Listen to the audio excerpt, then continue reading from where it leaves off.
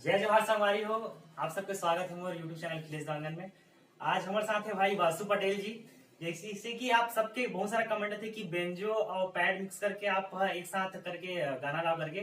तो बहुत दिन 2 साल के प्रयास के बाद आज वासु भाई हमारे साथ है। तो हम बहुत सारे वीडियो बनाए, कम से 6 से 7 वीडियो। तो एक साथ हमारे कोलैब वीडियो, आधा वीडियो मोर चैनल में और आधा वीडियो है वासु भाई के चैनल में डली।